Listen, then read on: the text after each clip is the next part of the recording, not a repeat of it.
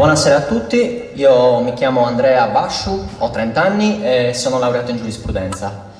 Ho deciso di candidarmi con la lista Riprendiamo il filo perché ne condivido i valori, ne condivido le idee e perché penso di poter dare il mio contributo all'amministrazione del nostro comune. Ho deciso di candidarmi inoltre perché penso che i giovani debbano avvicinarsi alla politica, perché la politica riguarda tutti noi, ci interessa a tutti, vuoi o non vuoi. La vita quotidiana è permeata dalla politica e quindi è un bene che già da noi giovani, la cultura politica sia instillata per bene. E noi lavoreremo per questo, quindi abbiamo l'idea di istituire la consulta giovanile. La consulta giovanile sarà una sorta di consiglio comunale per i giovani. Sarà un organismo composto da giovani ragazze e ragazzi desiderosi di partecipare in maniera attiva alla politica decisionale del comune, quindi consentirà ai ragazzi di partecipare, di essere coinvolti nella programmazione e nella organizzazione di servizi ed eventi sul territorio, nelle tematiche diciamo a noi giovani più vicine. Mi vengono in mente per esempio lo sport, la musica, il cinema.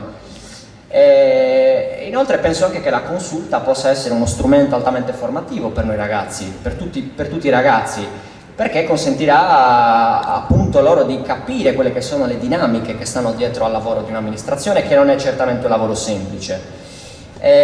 Tutte le strutture, immergersi nel processo decisionale. Sempre per quanto riguarda la consulta, è un progetto che insomma era già stato ampiamente discusso dall'amministrazione uscente in sede di dialogo strutturato, anche grazie a Eurodesk.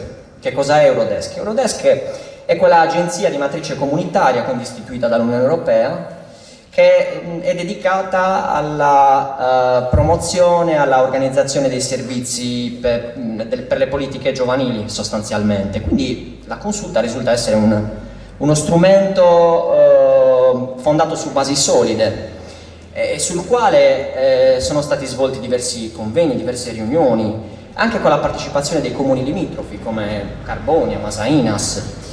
Però è un progetto che ha faticato a decollare soprattutto per la riluttanza dei giovani verso la politica, quindi io auspico che l'innesto di forze fresche come me, come ne abbiamo qui tanti esempi, Arianna, Camilla, Alessia, Giorgia, auspico che questo possa essere un incentivo, uno stimolo per tutti i ragazzi ad avvicinarsi alla politica, a mettersi in gioco in prima persona, a capire quelle che sono le dinamiche, decidere quello che si vuole fare per noi giovani, perché è importante questo, anche da un punto di vista non soltanto degli aspetti giuridico-decisionali, ma soprattutto delle attività sociali.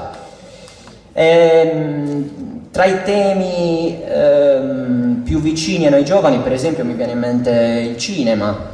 E anche a questo proposito noi abbiamo l'idea di organizzare una rassegna cinematografica itinerante, quindi per tutto il territorio comunale, con la proiezione quindi di pellicole in lingua sarda, ma non soltanto in lingua sarda, serate a tema dedicato, e questo ci consentirà da un lato di valorizzare tutti gli angoli più nascosti, più remoti, per usare un termine improprio, del nostro comune. E dall'altro ci consentirà anche di riscoprire le attività sociali, le attività di gruppo che in questo periodo sono state messe da parte per i motivi che noi sappiamo, no? Un altro servizio già istituito dall'amministrazione uscente è stato quello del servizio, lo sportello Ci Siamo.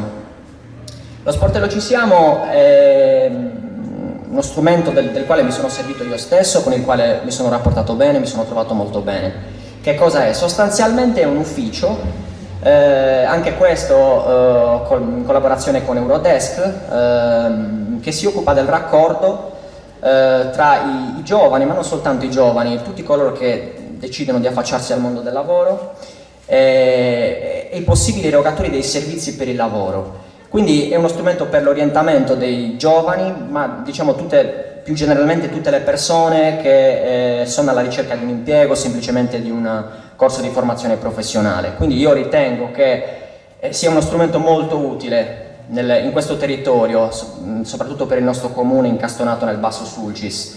Sappiamo le difficoltà che ci sono, non sto qui ad elencarle perché le sappiamo tutti fondamentalmente, quindi penso che sia un'opportunità da sfruttare. E anche in questo contesto, per questo noi ci poniamo l'obiettivo di migliorarne le potenzialità, la qualità del servizio, anche e soprattutto attraverso gli strumenti social che oggi rappresentano la corsia preferenziale anche per interfacciarsi con le aziende che vanno alla ricerca di determinati profili lavorativi.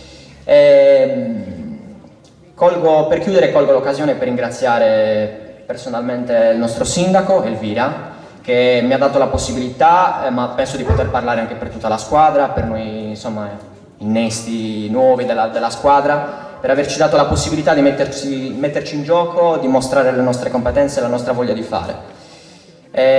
Quindi vi invito il 10 e l'11 ottobre ad andare a votare, lista numero 2, candidata a sindaco Elvira Usai. Grazie.